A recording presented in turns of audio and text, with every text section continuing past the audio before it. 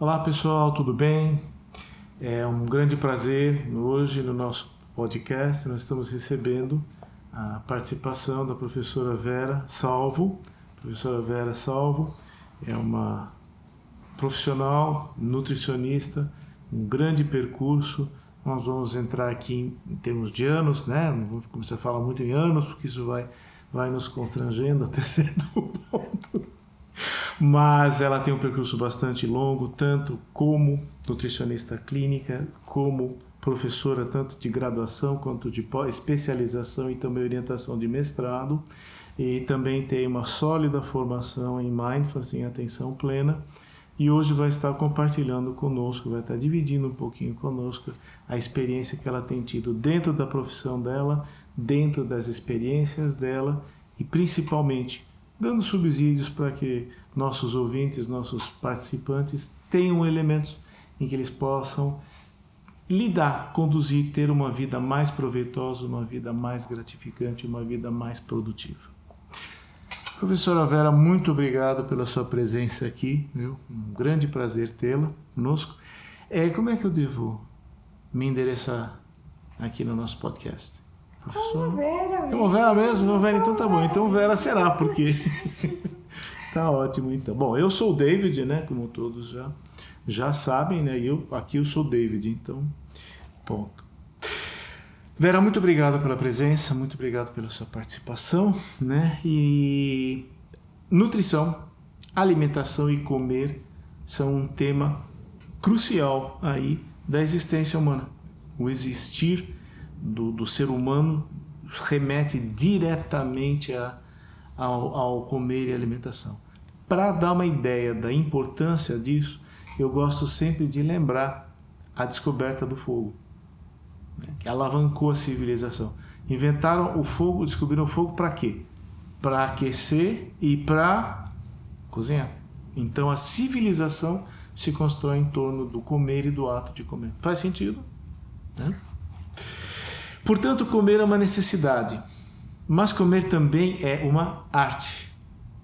Não só a arte do comer erudito, que a gente chama o gourmet, como também a arte de comer bem, comer o que nos faz bem. E é possível dentro, né? A gente fala em bem-estar e promoção de saúde, a gente fala de um conceito fundamental que são nossos hábitos. Muitas vezes nós deixamos de perceber o quanto que os nossos hábitos são produtores e o quanto os nossos hábitos podem prevenir agravos à nossa saúde. Às vezes não necessariamente na forma de uma síndrome ou de um transtorno, mas simplesmente vivendo numa situação em que nosso ser, nosso organismo, nossas emoções são estressadas, são tensionadas, a gente vive num dispêndio de energia e numa exaustão muito maior do que seria necessário, né? Alguns hábitos são benéficos, outros não, e alguns que são tidos como benéficos muitas vezes podem ter consequências nefastas, né? Os atletas de alto nível, né, sempre se pensa em atividade do atleta como uma coisa boa para a saúde, mas muitas vezes lesiona, a depender, né? Um atleta profissional, etc., muitas vezes acaba tendo um agravo à saúde. Dentro desse cenário, né, que assim que nem tudo que reluz é ouro, né, mas ouro sempre reluz, né? Na sua experiência, quais são os principais enganos, os principais equívocos que as pessoas cometem em relação à sua alimentação, à sua nutrição? Muito boa pergunta, David. Quando a gente fala, né, de alimentação, surgem muitas dúvidas.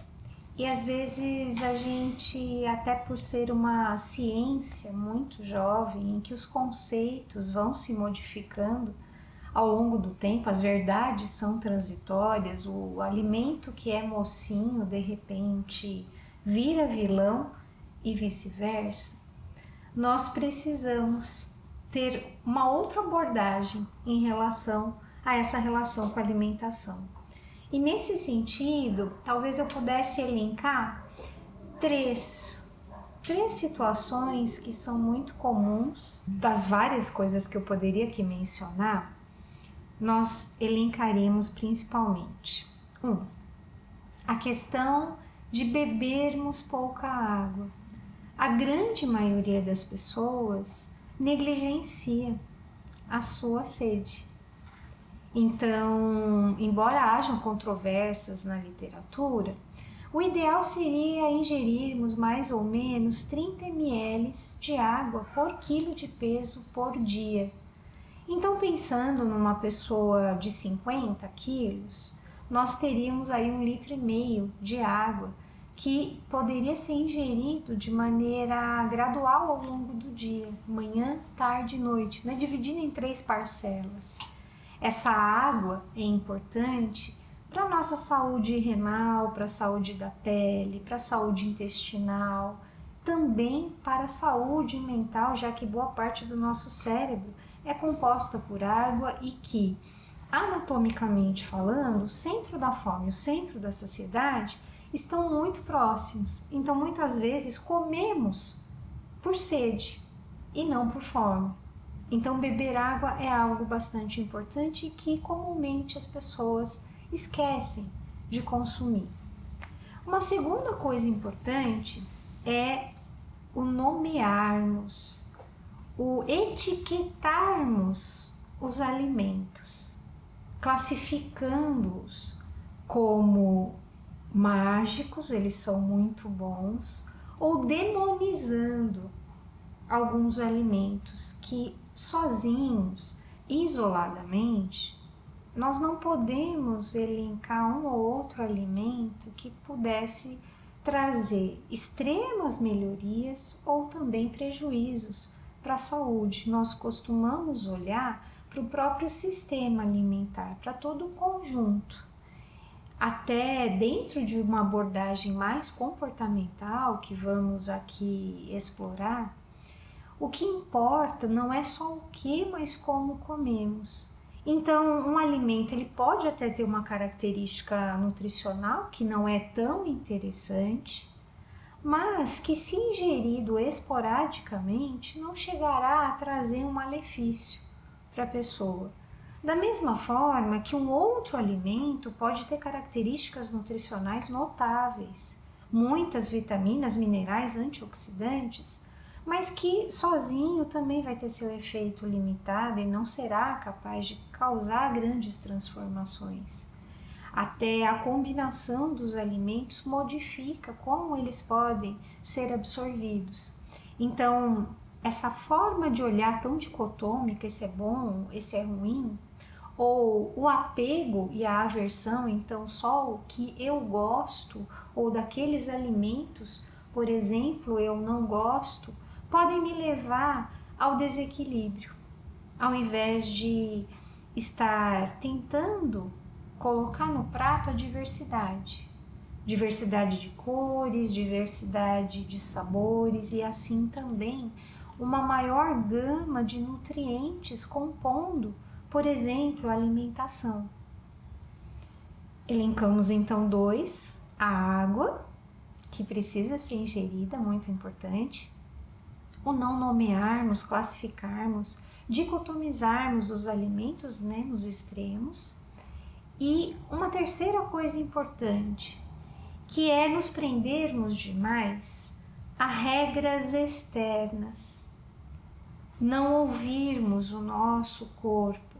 Então, hoje em dia, com todas as mídias sociais, com o excesso de informação que nós temos de várias formas, a nutrição é algo que nos chama atenção, que nos traz curiosidade. E é muito fácil, às vezes, seguir o blog, seguir o que a vizinha disse, alguma coisa que saiu no Facebook, num programa de televisão. E, de repente, eu estou apenas seguindo o que está fora. Recomendações que não fazem, às vezes, sentido para o meu corpo. Porque somos diferentes. Cada um de nós tem necessidades específicas. E que no que diz respeito à alimentação, por exemplo, durante muitos anos, os profissionais de saúde, nutricionistas ou não, preconizavam uma alimentação fracionada a cada 3 horas, como prescrição para todo mundo. E hoje se sabe que não é assim. Na verdade, 3 em 3 horas alimentar-se pode ser uma necessidade, uma realidade para boa parte das pessoas, mas não para todas. Algumas vão precisar de um intervalo menor, de 2 horas, outras vão necessitar de 4, de 5 horas para se alimentar. Eu, por exemplo, ainda bem que essa moda aí caiu, porque eu nunca respeitei, eu nunca fui capaz de comer de 3 em 3 horas. Isso sempre foi uma violência, sempre foi uma agressão para mim. Então, nos permitirmos sentir, perceber o nosso corpo, a sua necessidade, é algo muito importante, mas que a partir da moda, dos movimentos, do excesso de informações, nós acabamos nos perdendo. Então vivemos um momento em que talvez nunca tivéssemos tanta informação como agora, mas também nunca estivemos tão perdidos em relação ao que comer. Porque à medida que vamos nos conectando com o que está fora, com a informação que vem de fora, nos distanciamos de nós, das mensagens que o nosso corpo nos envia, nos sinalizando verdadeiramente quais são os nossos limites, as nossas necessidades, para que possamos caminhar na direção da saúde. Muito legal, valeu. Saúde é um conceito, né, que evoluiu muito dentro das ciências de saúde, né, que a gente partia inicialmente da dimensão do patológico, né, então eu suponho que na nutrição também havia a ideia do que estava sendo feito de errado, né, mas o enfoque tem sido cada vez maior nessa parte psicoeducativa. Como é que faz certo? Como é que não faz o errado? Como é que faz o certo? Né? E a saúde, seguramente, saúde no sentido mais elevado dele, é seguramente algo que deve ser perseguido, né? Por todos. Os que estão doentes devem buscar uma melhora, uma cura, a redução da sua condição patológica. E aqueles que estão bem devem cultivar o estar bem para perpetuá-lo, né? Porque geralmente quem fica doente quem está sadio, né? Eu estava sadio até dia X, eu fiquei doente, né? Então o estar bem, o estar com saúde, o estar saudável também guarda uma responsabilidade de cuidado, que seja preventivo, mas ainda assim é um cuidado, e às vezes é um cuidado até mais refinado, ainda mais exigente de se fazer, né? Fala-se muito, quando a gente vê a literatura e tudo, a gente vê muito a coisa do comer intuitivo, né, que os americanos chamam intuitive eating, né, e o comer com atenção plena, né, o mindful eating. A minha primeira dúvida é, o comer intuitivo, por acaso, é o comer desavisadamente? O que são esses conceitos, né? Que entender disso? Quando falamos de mindful eating ou de intuitive eating, estamos falando de 2 abordagens não dieta, que muitas vezes são confundidas como sinônimos, mas na verdade são distintas. Tem essa base comum de não serem prescritivas, de não serem restritivas. Mas no caso de mindful eating ou comer com atenção plena, estamos admitindo a prática formal de mindfulness. É desta atenção ao comer que estamos falando. Então, é necessário que a gente tenha a prática formal para estarmos presentes, para sairmos do automatismo no momento de comer. Quando falamos do intuitive eating, ou comer intuitivo, é como se ele fosse um complementar de mindful eating, mas não prevê necessariamente uma prática formal de mindfulness no seu contexto. Então, para exemplificarmos melhor essas diferenças, em mindful eating, o indivíduo ele tem a possibilidade de, a partir da consciência, escolher o que é que ele vai comer, independentemente do que seja a motivação. porque o nosso objetivo é trazer luz, trazer consciência para o que está acontecendo com ele, por que ele está buscando o alimento. No caso do intuitivo, embora haja a permissão incondicional para comer, essa permissão é dada somente por fome física. Porque se não for fome física, a pessoa é orientada a buscar outras formas de resolver esta outra fome que ela sente. Mindful Eating entende que diferentes fomes podem visitar a pessoa, mas não as proíbe de comer, ainda que não seja por fome física, porque à medida que vai se cultivando a consciência do que seja a origem desta vontade, desta motivação, empoderando a pessoa sobre isso no tempo dela, ela vai fazendo as alterações necessárias, percebendo qual é a sua real necessidade para que ela possa ser suprida de maneira adequada. Porque os vazios da alma, o alimento até acalma, mas muito especificamente num tempo, não dura para sempre, não perdura, porque não era isso que estávamos precisando. Como se fosse uma solução precária. Sim. Resolve até certo ponto, mas tem muito pouco fôlego. Exatamente.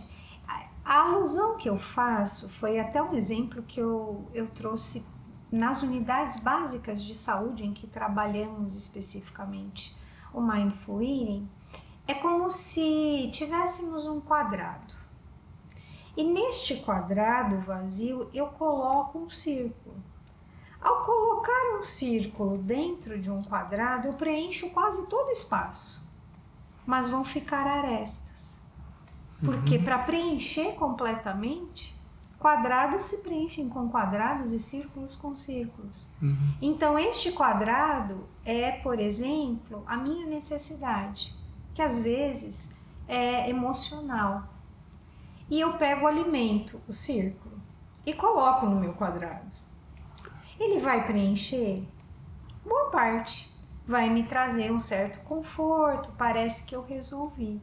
Mas aquelas arestas permanecem e eu vou continuar buscando algo que possa tentar me trazer um pouco mais de conforto, mas um círculo nunca vai preencher totalmente um quadrado. E é nessa situação que vemos muitas vezes as pessoas buscarem o doce, o salgado, o frio, o quente, tentando encontrar aí o quadrado no seu quadrado.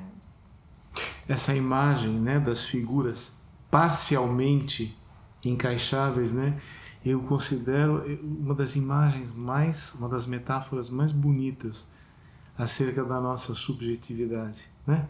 Como, por um lado, dá conta parcialmente de algo, mas ao mesmo tempo parece não dar conta eventualmente do essencial, né? As arestas são, na verdade, o essencial da equação, né? da operação toda, né? E falando em saúde e transtornos relacionados aos hábitos, né? A gente sabe que vários transtornos mentais, transtornos psiquiátricos, eles têm no núcleo de sua psicopatologia, no núcleo de seus sintomas, há um transtorno de impulsos, né? Então você tem condições como impulso sexual excessivo, que é uma condição em que a pessoa tem uma atividade erótica muito, muito elevada, ela necessita de uma atividade erótica muito alta e às vezes inconveniente.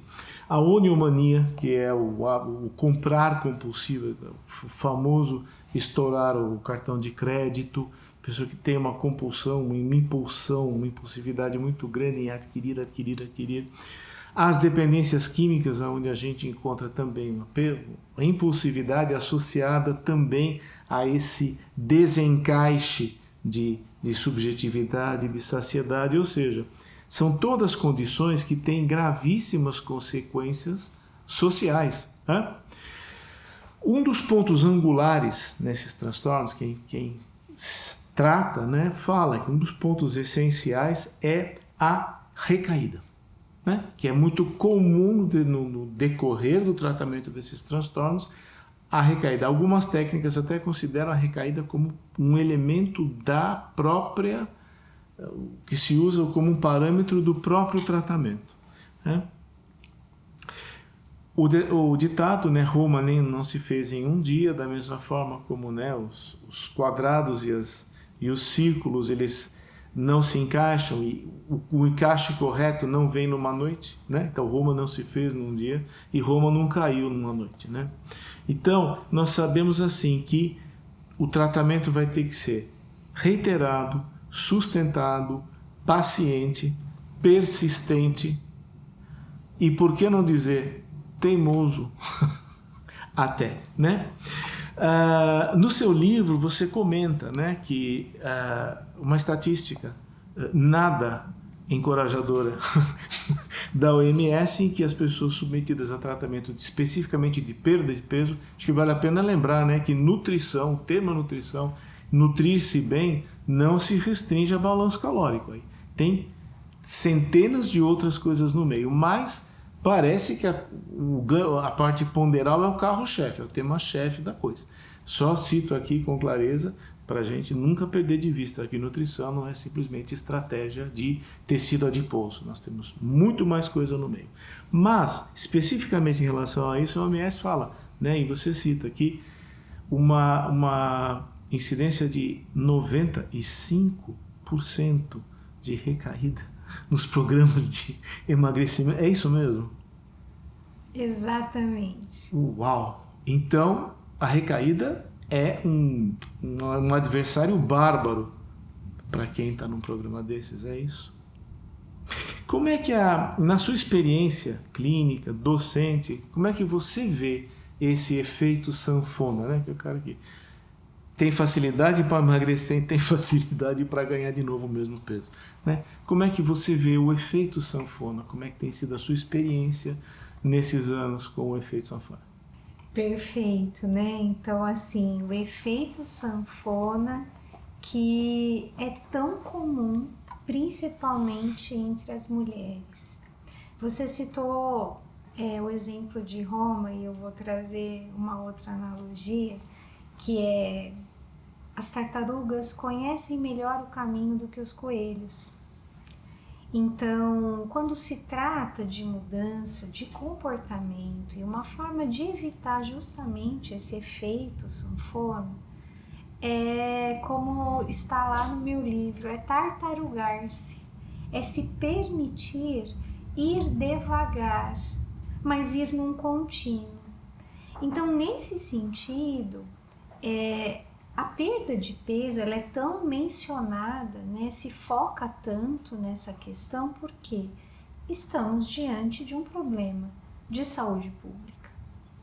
Então, o mundo, né, vive uma epidemia de obesidade. E nessa pandemia nós tivemos um agravamento dessa condição, já que o alimento é aquele amigo de todas as horas, 24 horas disponível e é lícito. Então, nesse sentido, foi a maneira de aliviar o sofrimento, de lidar com o desconhecido, de lidar com a dor. Sim, essa estatística da Organização Mundial da Saúde de 95% das pessoas no período de um ano voltarem ao seu peso anterior é alarmante. E isso acontece muito por quê? Porque buscamos muitas vezes sermos emagrecidos, como num passe de mágica. E nesse sentido, não é difícil, não é tão difícil emagrecer quanto manter o peso que foi perdido.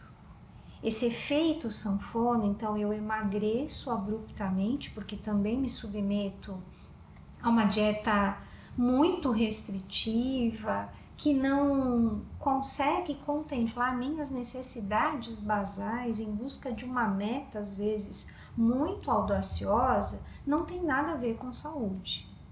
E nesse sentido, o emagrecimento, pseudo-emagrecimento, acontece às custas de uma grande perda de massa magra, de musculatura, de água. O que faz com que a cada nova tentativa de emagrecimento a pessoa tenha mais dificuldade de emagrecer, tenha que restringir mais o que come para ter o mesmo efeito. E conceitualmente nem seria considerado um emagrecimento, porque emagrecer é reduzirmos a quantidade de gordura. E nesses processos abruptos nós perdemos muita massa magra, muita musculatura, que não é boa para a saúde e nem, por exemplo, para a estética. Assim, quando nos permitimos viver processos de maneira mais saudável, percebendo, incorporando e tornando orgânicas as mudanças, a chance de sairmos desse efeito sanfona, ela é muito maior.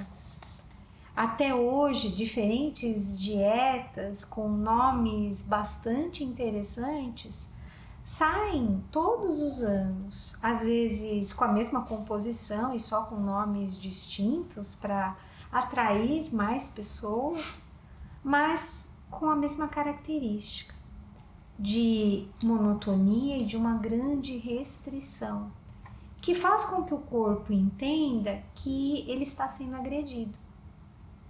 E entendendo dessa forma, porque o corpo sempre vai querer nos proteger, ele também se protege.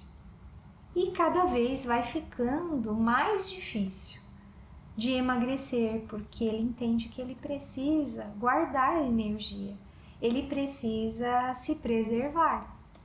Então, acabamos não atingindo o objetivo de perda de peso sustentável e acabamos também nos colocando em risco para a nossa saúde metabólica diante de práticas tão severas, tão restritivas e sem uma sustentação científica para tal. O corpo se protege da nossa insensatez, muitas vezes. Exatamente. O organismo é mais sensato do que o nosso imaginário. Nós imaginamos algo sobre nós mesmos. Ai, como seria bom, tá? Seria tão bacana de um dia para o outro. Mas né, o organismo tem regras próprias e ele é muito coerente.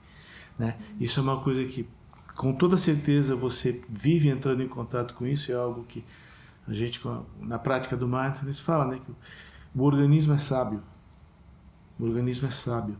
E ele funciona pela regra dele. Não adianta querer inventar em cima, que você começa a ter esse tipo de incongruência. Faz sentido? Todo sentido.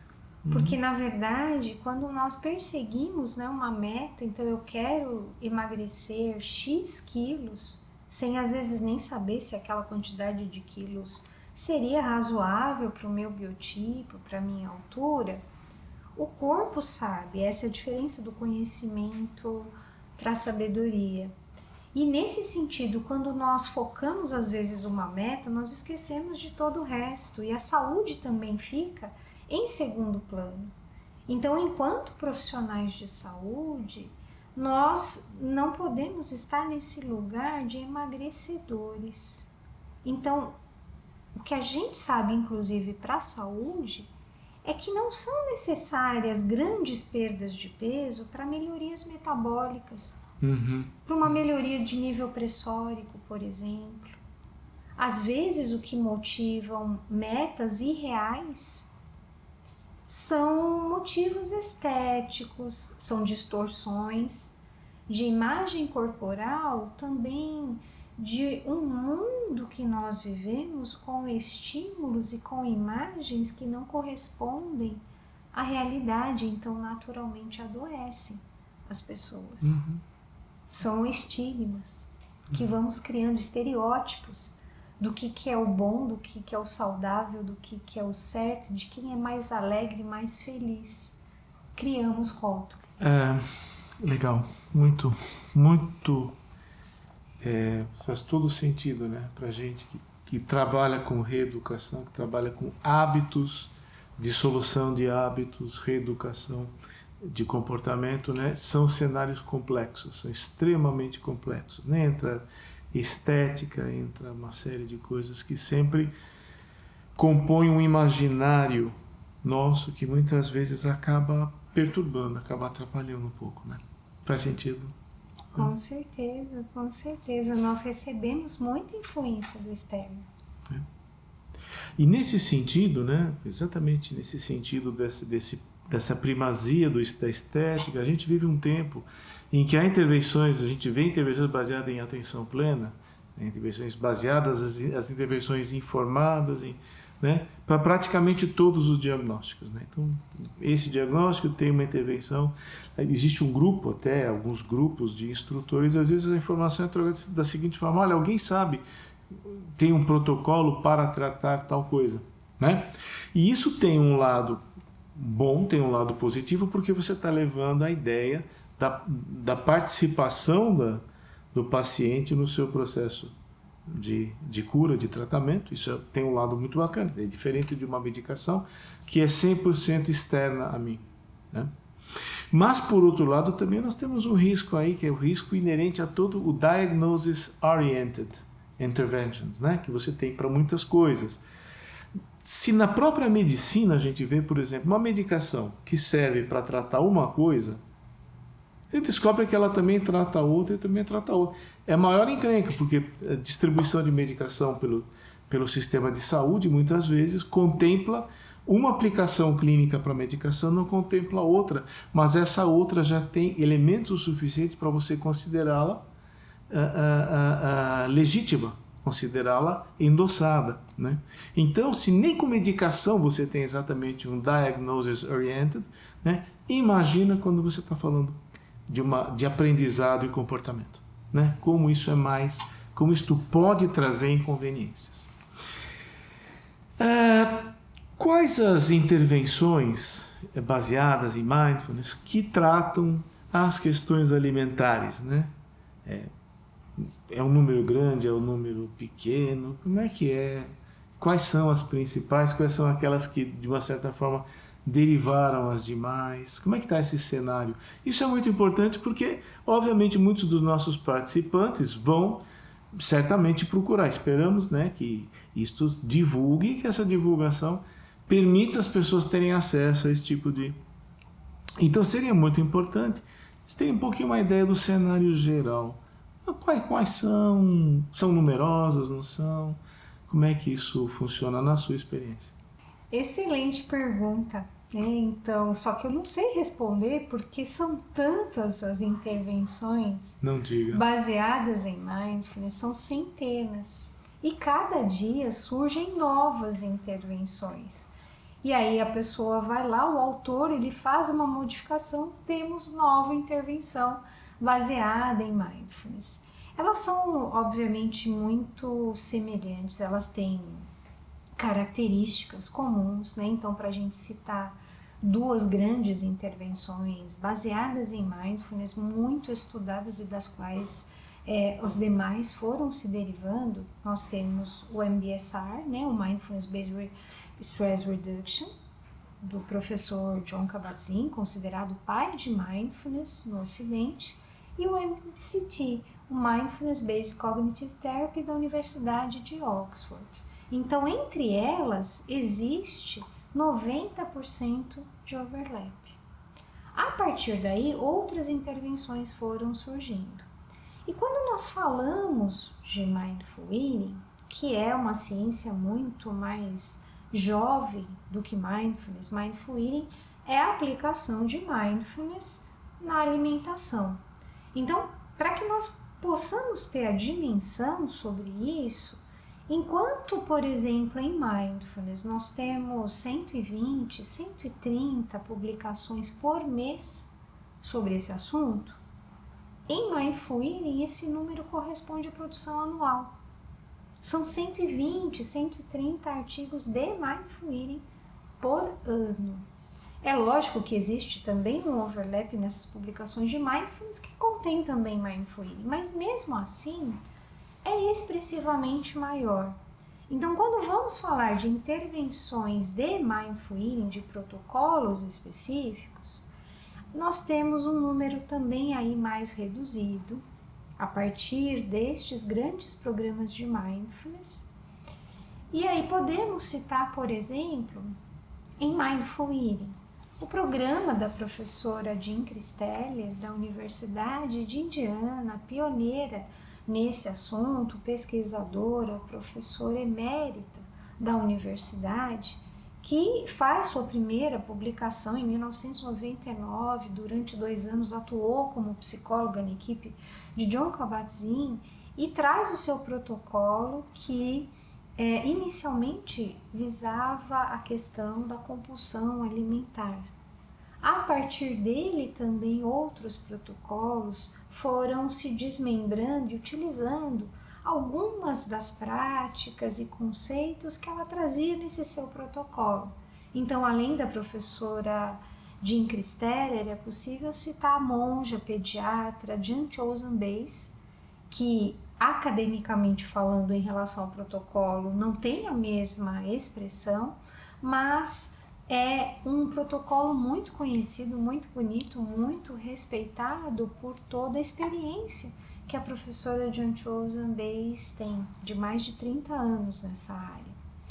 É possível também trazermos a médica de família, Michelle May, com os programas de Mindful Eating, com uma boa parte de psicoeducação e parte deles orientado, por exemplo, para o público diabético, que necessita de uma mudança de comportamento alimentar. Também, de uma outra forma muito didática, a psicóloga Susan Albers, da Clínica de Cleveland, que traz elementos de vários desses protocolos, dessas intervenções, baseadas em mindfulness com uma característica mais dinâmica, com a utilização de roleplay. Outra psicóloga, por exemplo, a Jean Feng, da Universidade de Harvard, trabalhando com Self-Compassion Diet, que se baseia em 3 protocolos, um pouco do MBIT, da professora Jean Christeller, um pouco do Mindfulness Self-Compassion, da Christine Neff, da Compaixão, e elementos também da hipnose com o qual ela trabalha. E a partir de 2018, em que eu trouxe um protocolo para o Brasil, idealizei um protocolo baseado nestes caminhos trilhados por protocolos baseados em mindfulness, mas acrescidos também da abordagem de corpo e da compaixão, adequado para a realidade brasileira e trazendo tudo o que existe de mais recente em relação à pesquisa de mindfulness e mindful eating como mais efetivo para mudança, né, de comportamento e também direcionada à aprendizagem de adultos, à andragogia. Uma coisa que vai, com toda certeza, os participantes, nós que estamos ouvindo, imediatamente vamos procurar, vamos querer dar um Google, vamos procurar, vamos querer saber o nome do protocolo que você desenvolveu aqui no Brasil. Como ele chama? Como é o nominho dele? O nome dele, o nome dele é MES, é Mindful Eating para a Saúde, né? Porque nós entendemos que a alimentação, né, a base da alimentação, um programa básico de Mindful Eating não orientado para um diagnóstico, ele é necessário para todo mundo porque todos nós comemos. Tanto é verdade que, por exemplo, quando falamos nas intervenções baseadas em mindfulness e fomos buscar na literatura, não é só o programa de Mindful Eating especificamente que pode ter repercussões positivas no comportamento alimentar. Os programas de Mindfulness e os programas de compaixão também. Essa era uma lacuna da literatura, sem saber exatamente qual desses será que era o melhor. Era uma resposta que nós não tínhamos absolutamente respondida até pela característica desses estudos. E quando, por exemplo, eu fiz a minha pesquisa de pós-doutorado comparando mindfulness, por exemplo, com mindful eating, nós percebemos que, embora ambos fossem favoráveis para a mudança dos sintomas, melhora dos sintomas de ansiedade, o mais efetivo foi o programa de Mindful Eating. Então, pequenas doses diariamente nós todos comemos, e essa possibilidade de a cada refeição, a cada momento em que nós nos alimentamos, a cada garfada, uma nova chance de estarmos presentes, renovando a nossa intenção de estarmos aqui agora, de sairmos do automatismo, parece surtir mais efeito porque vamos incorporando organicamente essa possibilidade, já que sentar, por exemplo, por 10, 15, 20, 40 minutos para estarmos conosco pode ser muito assustador para a maioria das pessoas. O silêncio, né? Já dizia, na época do evangelista Torricelli, o cara 700 milímetros de mercúrio, a pressão atmosférica, tinha uma frase: a natureza tem horror ao vácuo. Então, de onde saiu essa suprema bobagem, uma vez que o universo é praticamente todo ele de vácuo? É que o ser humano tem horror ao vácuo. O ser humano, nós temos um certo receio do silêncio. Nós temos uma certa resistência à quietude. Não que isso seja necessariamente algo ruim. É uma tendência que nos permitiu construir muitas coisas. É que a partir de um certo ponto e em determinadas áreas pode se tornar excessivo, pode se tornar nocivo se desenfreado. Faz sentido? Todo sentido. E na verdade, ao te ouvir, David, eu lembrei de algumas falas, né, na questão do silêncio, quanto assustador ele pode parecer para muitas pessoas. Lá nas unidades básicas de saúde, nós tínhamos uma sessão de 2 horas de silêncio, em que, na verdade, eu guiava as práticas, mas não havia interação. E só de avisar que nós teríamos uma sessão de silêncio, elas já ficavam muito apavoradas de como é que elas iam conseguir aguentar. Então, eu tinha participantes que não conseguiam ficar no silêncio em casa. Elas ligavam a televisão ou ligavam, por exemplo, o rádio, alguma coisa que fizesse barulho, porque esse barulho interno era muito maior. Ao silenciarmos, nós somos capazes de ouvir mais o que se passa no nosso universo interno. E isso requer uma certa coragem para entrarmos em contato. Então, muitas delas resistiam. E o interessante é que, ao final, essa foi uma das sessões mais transformadoras e que elas mais gostaram. Porque, agora trazendo para o universo da alimentação, é nesses momentos do vazio, é do momento do descanso, que o pão cresce. Não é quando estamos sovando o pão.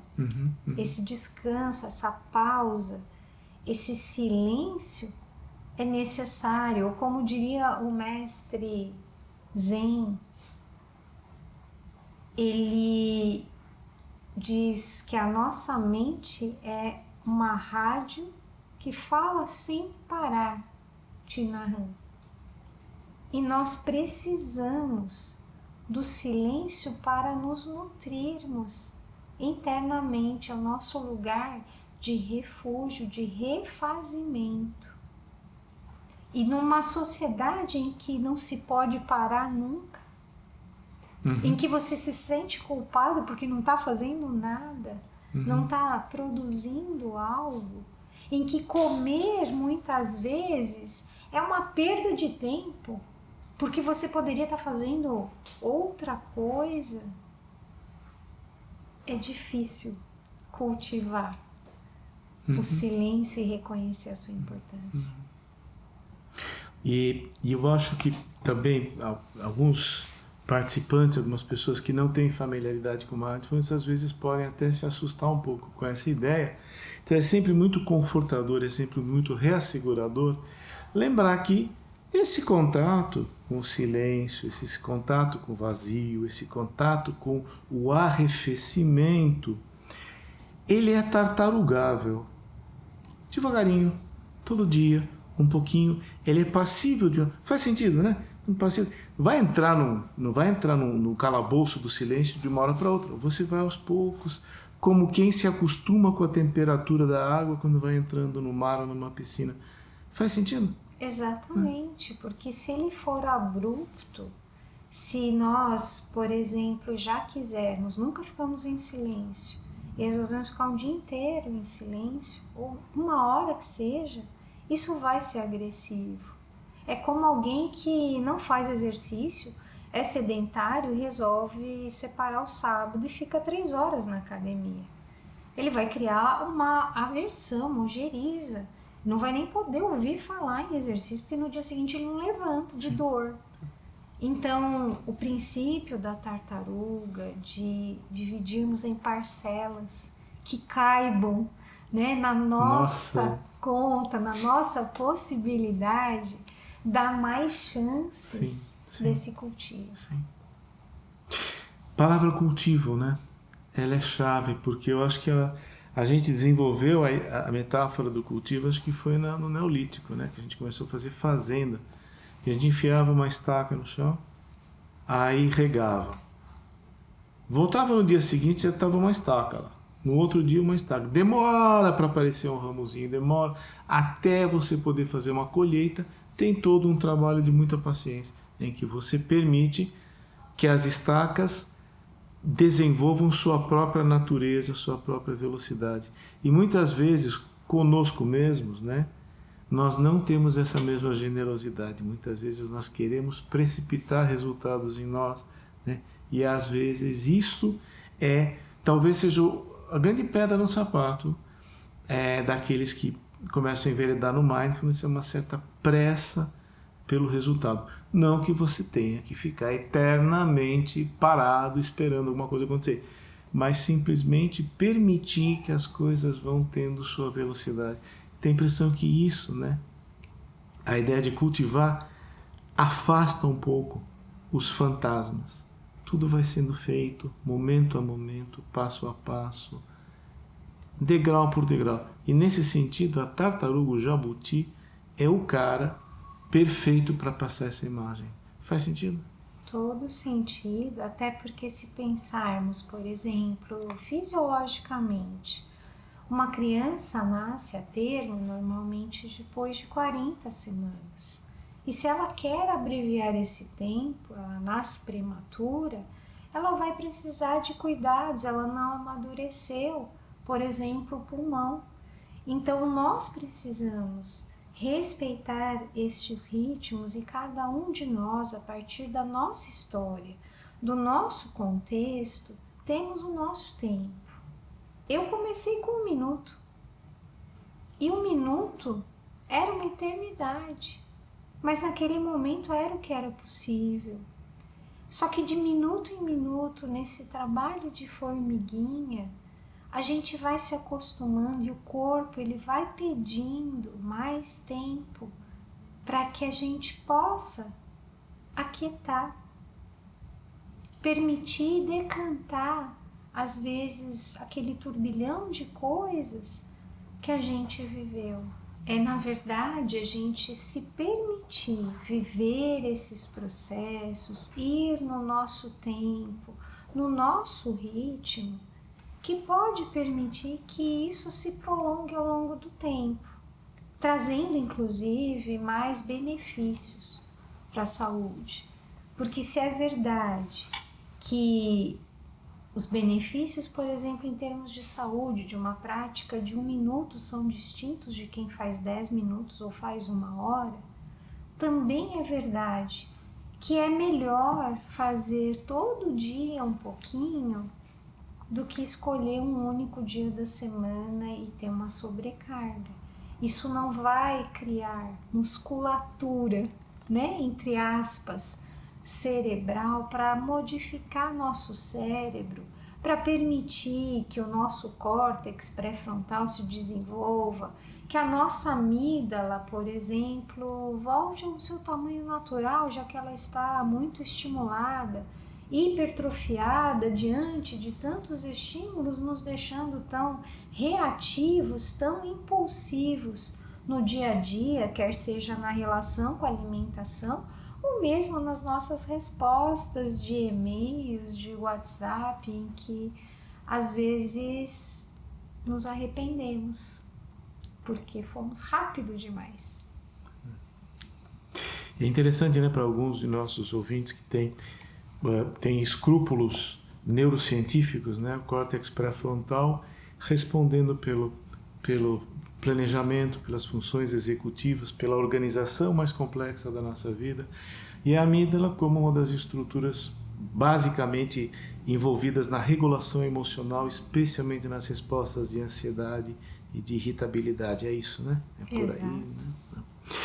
Uma vez, uma ocasião, eu ouvi, eu acompanho você, e eu ouvi, você comentou alguma coisa para mim sobre a questão das 8 semanas, você comentou 8 semanas de prática, que muitas vezes os efeitos sobre o hábito alimentar, eles vão se manifestar depois dessas 8 semanas. Eu ouvi direito, realmente é isso? Você tem muitos casos assim, em que os efeitos pós 8 semanas são ainda mais consistentes do que os efeitos das 8 semanas, porque geralmente os programas são desenvolvidos em 8, talvez 12 semanas, né? 2, 3 meses, né? Mas que muitas vezes o benefício vem se mostrar de uma maneira mais consistente ainda no pós-intervenção. É isso? Exatamente. Exatamente. Então, nesse sentido, 8 semanas, 10 semanas, 12 semanas, que é o que dura a maioria desses protocolos, às vezes é só o tempo necessário para que a pessoa comece a despertar e a tomar consciência sobre a forma como ela funciona, como ela está se relacionando e qual é o espaço que a alimentação ocupa na vida dela. É uma sementinha. Eu costumo dizer que uma vez plantada, jamais a pessoa será como ela era antes, não será mais igual. Mas muitas vezes, né, e aí de novo voltamos para o assunto peso, porque ainda que nenhum destes protocolos tenha sido desenhado especificamente para perda de peso, muitas vezes a expectativa ou anseio da grande maioria das pessoas para esse grande problema de saúde pública que nós temos. E é possível sim haver emagrecimento dentro destas abordagens. Eu tenho vários exemplos nesse sentido. Mas o tempo em que isso vai acontecer é muito variável, porque às vezes a pessoa precisa arrumar muitas outras gavetinhas na vida dela. E a última, às vezes, a mexer é a alimentação, que está ali só no meio. Ela está passando por tudo que essa pessoa está atravessando. Ela não é a origem, não é a causa de tudo, mas como tema transversal, como esse amigo de todas as horas, é preciso às vezes dar conta, contemplar estas gavetinhas, ajustá-las, para depois então, por fim, poder se dedicar mais à alimentação. Às vezes não é o primeiro resultado, o primeiro efeito que se observa. E como nós temos normalmente estudos que são de pré e pós-programa, intervenção, nós deixamos às vezes de ter os dados ao longo do tempo. Então muitas vezes eu ouço dos participantes que não deram conta naquele período, foi tanta coisa que foi aparecendo, que foi surgindo, que elas notaram, que aquele espaço de tempo foi muito pouco para organizar tudo que surgiu. Então, a alimentação mais diretamente vai ficando num segundo plano. E à medida que a pessoa vai se organizando, ela traz a possibilidade de incorporar de forma mais natural, mais orgânica, as mudanças que são necessárias para que ela possa levar não por 8 semanas, mas para a vida, porque se elas fazem sentido, porque se elas são boas, porque se elas são benéficas, elas não têm data de validade. Eu vou querer fazer agora e vou continuar querer fazendo. É diferente da dieta restritiva, que me traz sofrimento, me traz angústia, e eu fico contando os dias. Eu tenho que fazer dieta até quando, para atingir quanto mesmo, e depois eu tô livre, né? Muitas vezes eu ouvi os pacientes perguntando, eu tenho que fazer até essa data, né? Depois tô liberado. Como assim tá liberado, né? Se é o que você pode e deve fazer, você tá liberado e deve fazer isso sempre, né? Então, essa coisa de limites mesmo, né? Que precisa ser trabalhada. Um parâmetro de confiança, né? Que é extremamente importante para as pessoas que resolvem procurar, né, uma intervenção baseada em mindfulness, procurar um tratamento, né, é que elas tenham uma ideia do que pode esperar daquilo. É claro que assim, conhecer a fundo, isso que exatamente que você acabou, né, de trazer aqui, conhecer a fundo, entender um pouco melhor o que é que o tratamento pede de mim, né, isso obviamente é para quem se submeteu, já fez e tal. Mas para aqueles que estão curiosos e estão a fim de experimentar e querem conhecer e tudo, às vezes é interessante ter alguns parâmetros, algumas ideias, para não entrar de gaiato também, entrar só com a curiosidade sem nenhum pé na realidade. Às vezes isso pode gerar frustração, pode gerar decepção. Então muitas vezes é interessante ter uma visada preliminar, né? Algumas evidências científicas e clínicas têm endossado bem a nossa prática baseada em mindfulness, né? E na sua experiência, na sua prática, o que você tem visto que são alguns dos benefícios que são observados e são observados com muita clareza?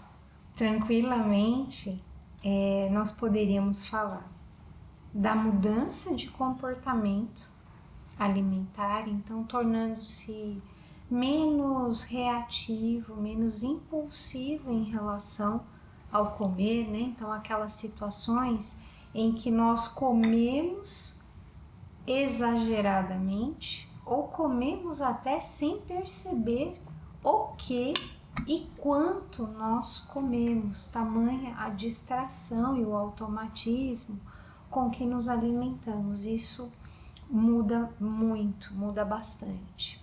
Eu tenho recebido também muitas pessoas que, sem nenhuma restrição, à medida que vão tomando consciência, elas não só vão mudando a qualidade do que elas comem, se permitindo ouvir mais o corpo. Então, essa possibilidade de conexão maior com sinais internos de fome, de saciedade, para perceber os melhores momentos em que eu devo começar a comer, qual é o melhor momento que eu paro para esse respeito para o corpo, para que haja esse cultivo de saúde. São benefícios bastante observados, porque muitas pessoas falam, não sei o que é fome, porque eu nunca senti fome, eu tenho medo de sentir fome, então eu como o tempo inteiro. Essa é uma afirmativa muito comum. Também a possibilidade de desenvolver mais autocuidado, mais autoconhecimento a partir do alimento, por essa relação ser tão íntima, tão próxima, desde o útero materno. Nós percebemos também uma natural disposição em adotar mais práticas de atividade física, sair mais do sedentarismo, cuidando mais do corpo naturalmente, sem que isso seja um sacrifício, mas algo que eu quero fazer por mim, para me cuidar, para cultivar a saúde em todos os seus aspectos. Nós percebemos também uma maior atenção que não se foca apenas na alimentação, mas um estado de presença que se estende para a vida, para as relações, um maior senso de responsabilidade ao invés de culpa sobre o empoderamento que é criado, a própria quantidade dos alimentos. Já tive pacientes que em 4 semanas, de 700 gramas, 800 gramas que comia, passou a comer 350 sem sofrimento, sem sentir fome. A partir desse cultivo de atenção, dessa percepção diária, desses pequenos convites. Não tem importância, eu esqueci, não estava atenta. Quando eu me lembrar, eu trago atenção e assim eu vou fortalecendo essa possibilidade de escolher quando eu não quero estar presente, ao invés de ser, por exemplo, fisgado. E naturalmente, ao mudar o meu comportamento alimentar, no caso da compulsão, como já comprovado, reduzindo o número de episódios de compulsão e também do tamanho dessa compulsão alimentar, distinguindo melhor o que é fome, o que é sede, o melhor momento de parar e terminar a refeição, invariavelmente, não como uma meta, mas como um subproduto, é a perda de peso. Também é algo que é possível acontecer dentro desse processo. Além da redução dos sintomas de ansiedade e de depressão que eu vejo na prática, que estão documentados também na literatura. Ansiedade, depressão e hiperfagia, aumento de ingestão, estão absolutamente interligados. Tem uma coisa aí. A literatura é muito ampla em relação a isso, inclusive também em associação com medicação, a gente vê uma série de coisas aí. Isso, de fato, são benefícios extremamente consistentes. Agora, interessante é que não são benefícios necessariamente imediatos, né? Podem até ser a curto prazo, nada impede, mas são coisas mais longitudinais, e como tudo que é mais longitudinal, é mais consistente, é mais estabelecido, é menos passível de oscilação. É isso, não é? Exatamente, exatamente. Então, dentro dessa gama de possibilidades de benefício, algumas pessoas vão responder primeiro alterando sua atividade física, outras as suas relações, outras a alimentação, outras o peso.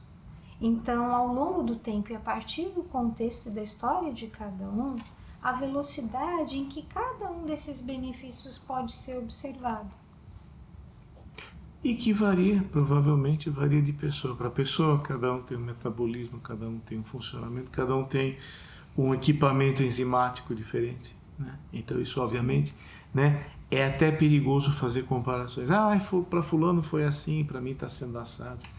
É isso aí, é por aí mesmo, né? Na verdade, chega até a poder ser antiético, porque como nós somos diferentes, à medida que traçamos comparações, e isso não tem nada a ver com mindfulness, né, que nos coloca exatamente como singulares, se cada um tem a sua história e eu estabeleço que todo mundo vai responder padronizadamente da mesma forma, eu atribuo à pessoa mais culpa por um fracasso, que não é dela, é de um processo. E também não é um fracasso, talvez seja um desencontro com o tempo necessário para que aquilo se dê. Então, o que eu queria não aconteceu porque não chegou a hora. Um desalinhamento entre a expectativa e a perspectiva. Isso, exatamente. E muitas vezes é uma questão meramente de paciência, é uma questão meramente de ter a sabedoria de perceber, de tartarugar, de saber fazer. Né? Faz sentido, né? Exato.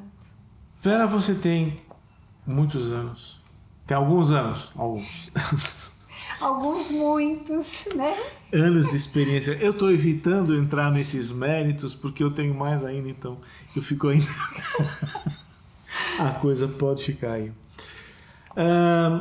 Esses anos de experiência clínica e também outros tantos como nutricionista, clínica, como professor, graduação, pós-graduação, mestrado, especialização. Então a gente pode dizer que aí há uma experiência acumulada muito rica, né?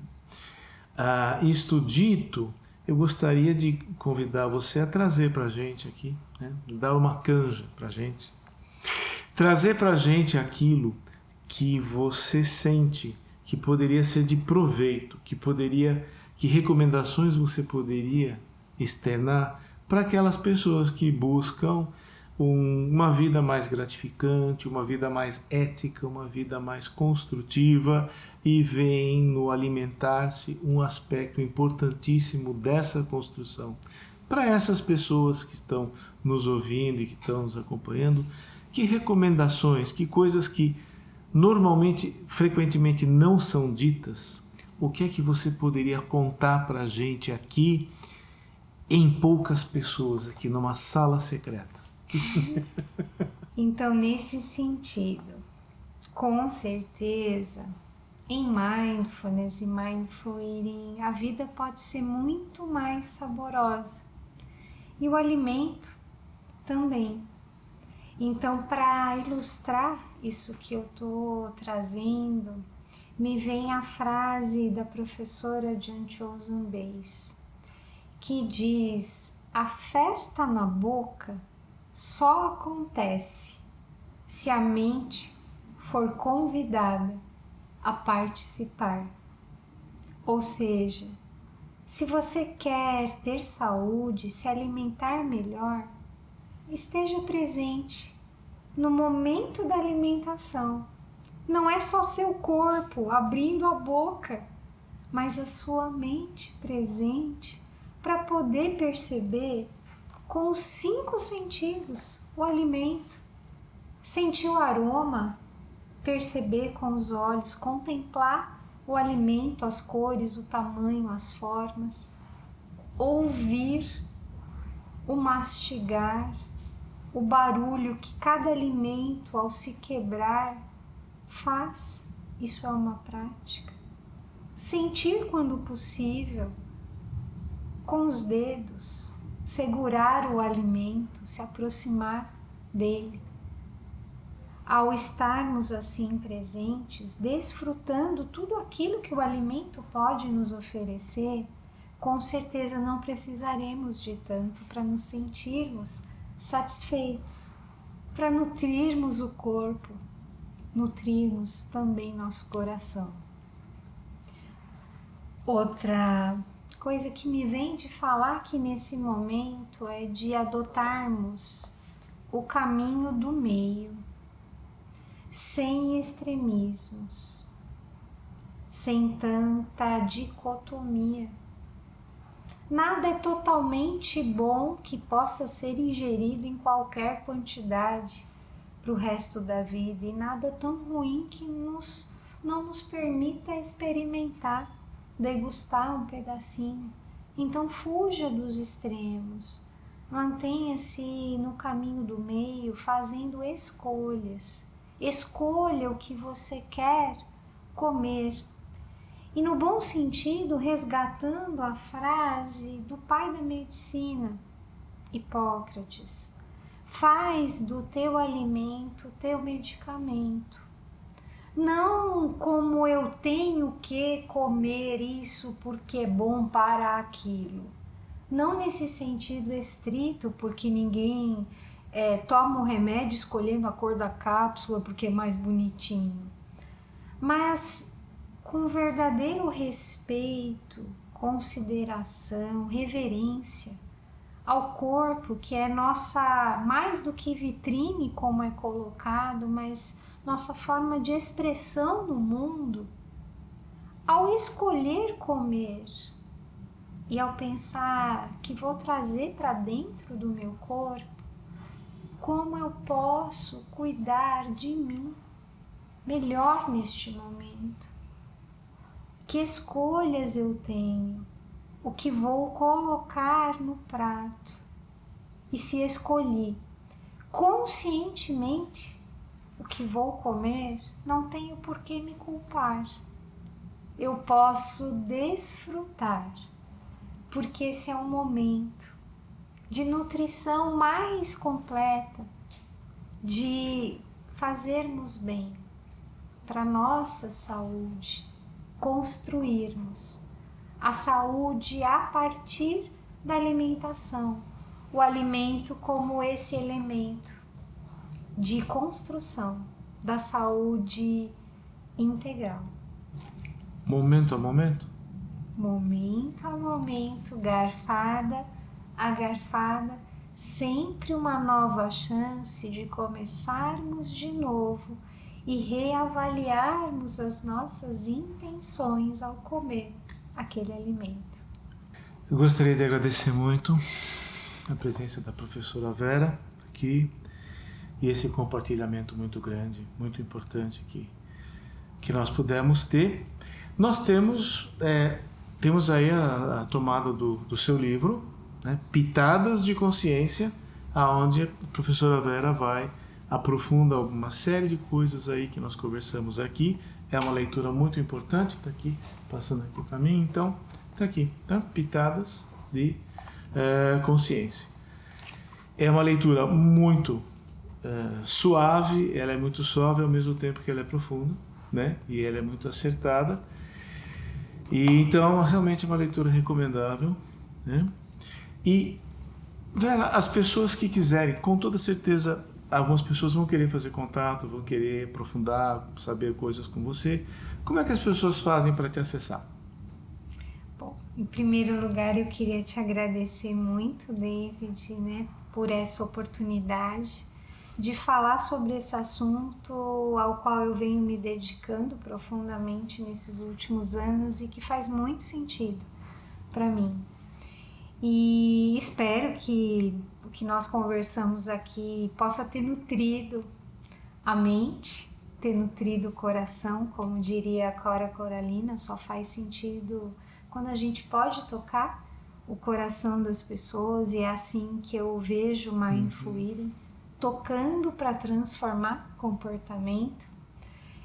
O livro Pitadas de Consciência, a gente procurou fazer de uma forma que fosse palatável, de fácil digestão. Então, a cada capítulo, uma frase para nos lembrarmos, e de forma interativa a oportunidade também de cada um registrar seu próprio processo, escrevendo, revisitando, porque assim organizamos melhor as ideias. Eu tenho o Instagram, que é @vera_salvo_mindful eating. Também o Facebook. Eu ainda não me organizei para fazer um site, né? Quem é às vezes mais acadêmico fica preocupado com outras coisas, mas espero que tenha sido nutritiva e saborosa essa nossa conversa para os nossos ouvintes. Para este ouvinte, com certeza foi. Obrigado, Vera. Muito obrigada. Muito obrigado a todos aí e até breve.